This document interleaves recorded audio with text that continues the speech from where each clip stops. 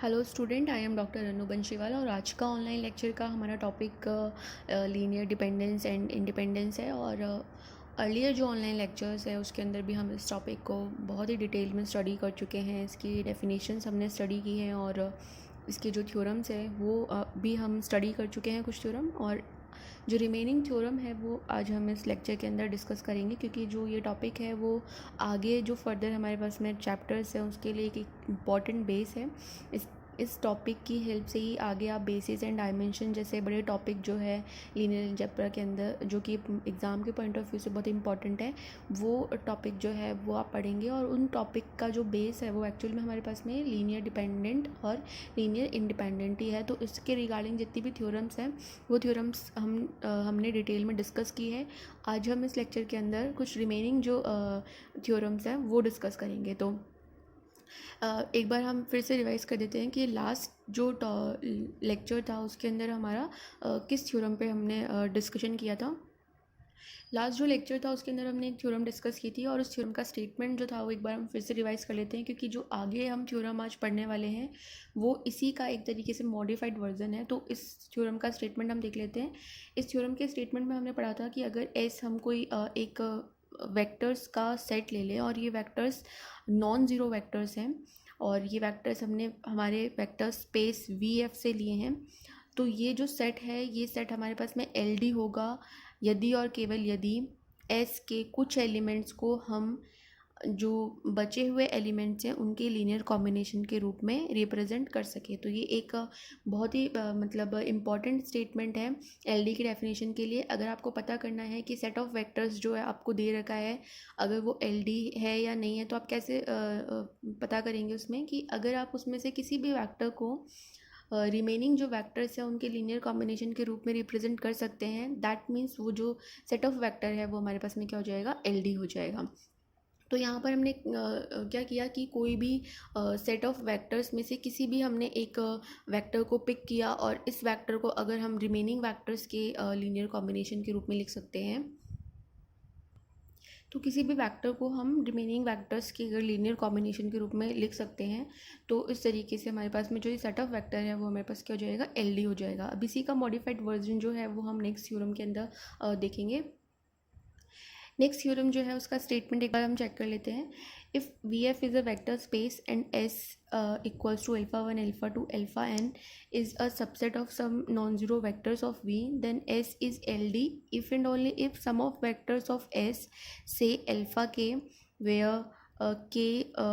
to greater than equals to 2 and less than equals to n can be expressed as the LC of preceding ones। जो last theorem का statement था similar उसी statement का एक modified version यहाँ पर है। यहाँ कंडीशन बस हमारे पास में इतनी सी है कि एस हमारे पास में एक लीनियर डिपेंडेंट सेट होगा अगर हम एस के कुछ वेक्टर्स जिन्हें हमने नाम दे दिया है अल्फ़ा के, और के जो है यहाँ पर हमने ये के नेचुरल नंबर पिक किया है, इस ये वैल्यू जो है वो 2 से n तक वेरी करती है। n यानी कि जो s के अंदर नंबर ऑफ़ वेक्टर्स है उससे k का मान जो है वो आगे नहीं जाना चाहिए और k का मान 2 या 2 से बड़ा होना चाहिए। तो यहाँ पर हमने कहा कि अगर हम s के कुछ वेक्टर्स जिन्हें हमने नाम दे दिया अल्फ़ा के, अगर उन अल्फ़ा के को हम रिप्रेजेंट कर सकते हैं या एक्सप्रेस कर सकते हैं अल्फ़ा के प्रिसीडिंग जो वेक्टर्स है उनकी फॉर्म में। अगर मान लीजिए अल्फ़ा के की जगह मैं बात कर रही हूँ अल्फ़ा टू की, तो प्रिसीडिंग का मतलब हो गया अल्फ़ा टू से पहले क्या आया, अल्फ़ा वन। तो अगर मैं अल्फ़ा टू को अल्फ़ा वन के लीनियर कॉम्बिनेशन के रूप में लिख सकती हूँ, इसका मतलब मेरा जो सेट ऑफ वेक्टर है वो क्या हो गया, एल हो गया। इस तरीके से अगर अल्फ़ा के की तरह की जगह अगर हमारे पास में अल्फ़ा थ्री है, तो अल्फ़ा थ्री के लिए हमारे प्रिसीडिंग जो हैं वो क्या हो जाएंगे, अल्फ़ा वन और अल्फ़ा टू, यानी कि अल्फ़ा थ्री से पहले आने वाले जो वेक्टर्स हैं क्या मैं उनके लीनियर कॉम्बिनेशन की फॉर्म में उसे लिख सकती हूँ। अगर मैं उसकी लीनियर कॉम्बिनेशन की फॉर्म में उसे रिप्रेजेंट कर सकती हूँ, एक्सप्रेस कर सकती हूँ, इसका मतलब जो हमारा सेट ऑफ वेक्टर है वो हमारे पास क्या है, एक एल डी है, लीनियरली डिपेंडेंट है। अब चूँकि थ्योरम के अंदर इफ़ एंड ओनली इफ़ का स्टेटमेंट है, इसका मतलब हमें थ्योरम दोनों तरफ से प्रूफ करनी है। एक बार हम लेकर चलेंगे कि एस एल डी है और हम ये वाला स्टेटमेंट प्रूफ करेंगे, और एक बार हम ये स्टेटमेंट लेकर चलेंगे कि अल्फ़ा के को उसके प्रीसीडिंग वेक्टर्स के लीनियर कॉम्बिनेशन के रूप में लिख सकते हैं। तो एस हमारे पास में एल डी होगा। तो सबसे पहले हमने यही माना कि एस का कोई हमने एक वेक्टर पिक किया यहाँ से अल्फ़ा के, ये अल्फ़ा के, alpha one, alpha two, alpha N में से कोई सा भी वेक्टर हम ले सकते हैं। तो अल्फ़ा के हमने एक ऐसा सदिश लिया है जिसे हम इसके प्रीसीडिंग वेक्टर्स यानी कि अल्फ़ा के से पहले आने वाले वेक्टर्स, तो अल्फ़ा के से पहले कौन कौन से वेक्टर आएंगे, alpha one, alpha to, dot dot dot alpha के माइनस वन, ये इसके क्या हैं, प्रीसीडिंग वेक्टर्स हैं। तो अगर मैं अल्फ़ा के को उसके प्रीसीडिंग वेक्टर्स के एलसी के रूप में व्यक्त कर सकती हूँ, तो मुझे प्रूफ करना है कि ये जो एस है, ये जो सेट ऑफ वेक्टर्स है वो क्या है, एक एलडी है, एक लीनियरली डिपेंडेंट सेट है। तो यहाँ पर मैंने इसको लीनियर कॉम्बिनेशन के रूप में लिखने के लिए ए के माइनस वन जो है स्केलर्स लिए हैं फील्ड से, और अल्फ़ा के को मैंने लिखा है इसके जो प्रीसीडिंग वेक्टर्स हैं alpha one, alpha two, alpha के माइनस वन के लीनियर कॉम्बिनेशन के रूप में मैंने अल्फ़ा के को लिख दिया। इसके बाद में क्या किया, जो ये अल्फ़ा के था उसको हम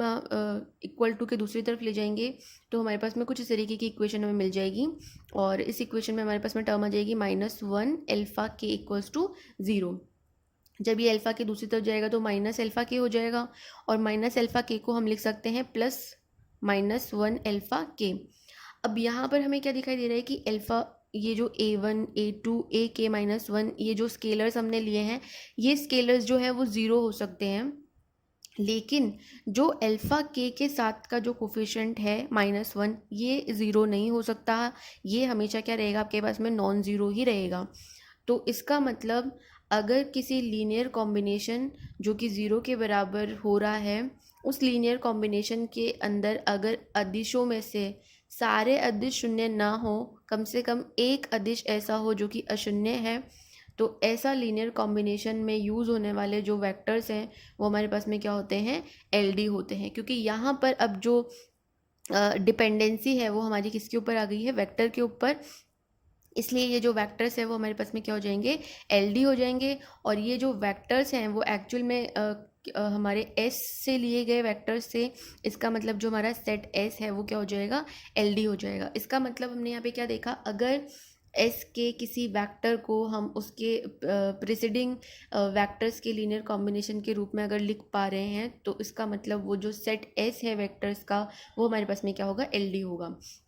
अब इसका कन्वर्स पार्ट देखेंगे, कन्वर्स पार्ट में हम प्रूफ करेंगे कि एस हमारे पास में एलडी है, ये सिचुएशन हम लेकर चलेंगे, और उसे हमें प्रूफ करना है कि अगर एस एलडी है तो एस में आने वाले वेक्टर्स को हम उनके प्रीसीडिंग वंस के लीनियर कॉम्बिनेशन के रूप में लिख सकते हैं। ये चीज़ हमें प्रूफ करनी होगी। अब हमने यहाँ पर जो ये k है इसकी वैल्यू पिक करना स्टार्ट किया। अगर हमारे पास में k इक्वल्स टू वन अगर हम सपोज़ ले रहे हैं, वैसे तो यहाँ पे k पे रेस्ट्रिक्शन लगा हुआ है कि k जो है वो 2 या 2 से बड़ा होना चाहिए, लेकिन हम k इक्वल्स टू वन वाला केस भी यहाँ पे डिस्कस करेंगे कि आखिर k का मान जो है वो हम 1 क्यों नहीं लेते, 2 से स्टार्ट क्यों करते हैं। तो अगर हम यहाँ पे k का मान 1 लेते हैं, इसका मतलब माना कि s के अंदर सिर्फ हमारे पास में एक एलिमेंट है अल्फ़ा वन। अल्फ़ा वन अगर हम ले रहे हैं तो एस जो है वो क्या हो गया, एक सिंगलटन सेट हो गया, और अल्फ़ा वन जो है वो एक नॉन ज़ीरो वेक्टर है, ये हमें ध्यान रखना है। तो एस क्या हो गया, एक नॉन ज़ीरो वेक्टर का सिंगलटन सेट हो गया। और हमने अर्लियर पढ़ा है कि कोई भी सिंगलटन सेट जो है वो क्या होता है, हमारे पास में एल आई होता है ऑलवेज। तो यहाँ पर ये जो एस हमारे पास में सेट आया वेक्टर का, वो क्या हो गया, एल आई हो गया। यानी कि जब k इक्वल्स टू वन होता है तो हमारे पास में सेट जो है वेक्टर का वो हमेशा क्या बनेगा, एल आई बनेगा। अब हमने क्या किया, k का मान 2 रख के देखा, तो 2 में हमारे पास में 2 वेक्टर्स आ गए, अल्फ़ा वन और अल्फ़ा टू। अब यहाँ पे 2 कंडीशन हो सकती है कि मे बी ये जो अल्फ़ा वन अल्फ़ा टू को कंटेन करने वाला जो सेट है एस, ये एल आई भी हो सकता है और एल डी भी हो सकता है। तो यहाँ हम कंडीशन लेकर चलेंगे कि अगर ये है एल डी है तो हमारे पास में क्या होगा, और अगर ये एल आई है तो हमारे पास में क्या होगा। तो सबसे फर्स्ट हमने माना कि ये S equals to alpha one alpha two का जो सेट है ये एल डी है। अगर ये एल डी है, लीनियरली डिपेंडेंट है, तो हमें क्या दिखाना है कि ये जो अल्फ़ा टू है इसे हम इसके प्रीसीडिंग वेक्टर अल्फ़ा वन के लीनियर कॉम्बिनेशन के रूप में लिख सकते हैं। क्योंकि यहाँ पर के हमने क्या लिया है 2, तो यहाँ पर हमें क्या किसको दिखाना है, प्रीसीडिंग वन के रूप में अल्फ़ा टू को दिखाना है। तो इस चीज़ को प्रूव करने के लिए मैंने क्या किया कि अल्फ़ा 1 और अल्फ़ा 2 का हमने एक लीनियर कॉम्बिनेशन बनाया, और लीनियर कॉम्बिनेशन बनाने के लिए हमें स्केलर की ज़रूरत होती है, तो हमने A1 और A2 दो स्केलर्स लिए हैं F से, और इनकी हेल्प से मैंने एक लीनियर कॉम्बिनेशन तैयार किया A1 alpha 1 plus A2 alpha 2 equals to 0। अब यहाँ पर अगर ये LD है, ये वेक्टर्स अगर LD हैं, तो LD के ऊपर कंडीशन क्या होती है कि ये जो स्केलर्स आप काम में ले रहे हो, ये स्केलर्स में से कोई एक स्केलर ऐसा ज़रूर होगा जो हमारे पास में क्या होगा, नॉन ज़ीरो होगा। तो यहाँ पर हमने क्या कहा कि A1 और A2 में से हमने लिया कि A2 जो है वो हमारा ज़ीरो के बराबर नहीं है, यानी कि जो हम अल्फ़ा के ले रहे हैं, जिसको हमें प्रीसीडिंग वन के लीनियर कॉम्बिनेशन के रूप में दिखा रहा है, उसके साथ का कोफिशिएंट जो है वो हमें क्या लेना है, नॉन ज़ीरो लेना है। तो हमने A2 जो है उसको यहाँ पर नॉन ज़ीरो लिया, क्योंकि अगर यहाँ पर ये सिचुएशन भी ली कि अगर A2 हम ज़ीरो लेते हैं तो हमारे साथ में क्या होगा, अगर हमने A2 को मान लीजिए ज़ीरो ले लिया, तो जैसे ही हमने A2 को ज़ीरो लिया तो ये वाली टर्म जो है लीनियर कॉम्बिनेशन के अंदर वो क्या हो गई, ज़ीरो हो गई,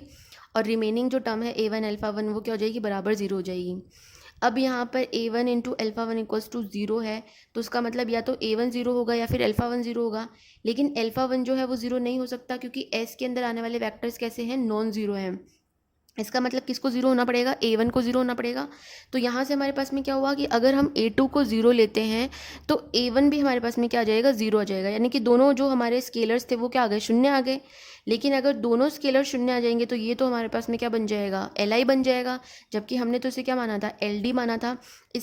इसलिए यहाँ पर जो A2 है वो हमारे पास में क्या होगा, नॉन ज़ीरो होगा। और अगर A2 हमारे पास में नॉन ज़ीरो है तो यहाँ मैंने साइड में थोड़ा सा कैलकुलेट करके दिखाया है कि A1 alpha 1 plus A2 alpha 2 equals to zero.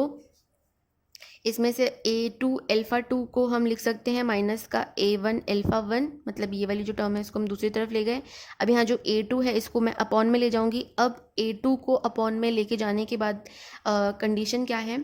कि अपॉन में जो भी हम एलिमेंट लेके जाते हैं वो does not equals to zero होना चाहिए, क्योंकि अगर वो ज़ीरो हो गया तो वो जो पूरी टर्म है वो आपकी क्या बन जाएगी, इनफाइनाइट बन जाएगी। तो जैसा हमने स्टार्टिंग में ही कंसिडर कर रखा है कि A2 जो है वो ज़ीरो के बराबर नहीं है, दैट मीन्स हम इसको इस वे में लिख सकते हैं। तो minus A1 upon A2 alpha 1 हमारे पास में हो गया, यानी कि अल्फ़ा टू को उसके प्रीसीडिंग वेक्टर के लीनियर कॉम्बिनेशन के रूप में यहाँ पर हम लिख पा रहे हैं। यहाँ पर ये जो A1 और A2 इन्वर्स है ये अगेन क्या हो जाएगा, एक स्केलर हो जाएगा। तो अल्फ़ा 2 को हम अल्फ़ा 1 और स्केलर के लीनियर कॉम्बिनेशन के रूप में अगर लिख पा रहे हैं, तो इसका मतलब ये जो हमने कंडीशन ली थी कि अगर SLD है तो हम अल्फ़ा 2 को उसके प्रीसीडिंग वेक्टर की फॉर्म में लिख सकते हैं। ये हमारे पास में प्रूफ हो गया अल्फ़ा 2 के लिए,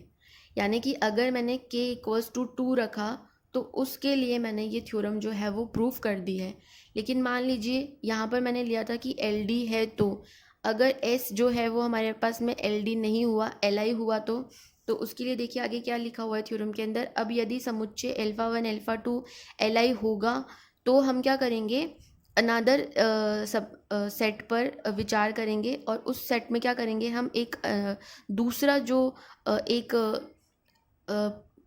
अनादर वेक्टर अल्फ़ा 3 जो है वो उसके अंदर क्या करेंगे, इंक्लूड कर लेंगे। अगर अल्फ़ा 1 अल्फ़ा 2 के लिए ये बात ट्रू नहीं हो रही है तो हम क्या करेंगे, उसके अंदर एक दूसरा वेक्टर ऐड कर देंगे अल्फ़ा 3, और अब इस सेट पर विचार करेंगे कि क्या ये सेट जो है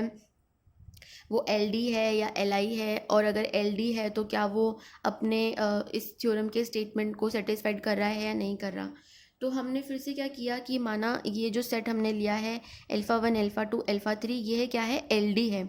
अगर ये LD है तो जैसे हमने यहाँ शो किया है कि हम अल्फ़ा 2 को अल्फ़ा 1 के लीनियर कॉम्बिनेशन के रूप में लिख सकते हैं, उसी प्रकार हम यहाँ पर अल्फ़ा 3 को भी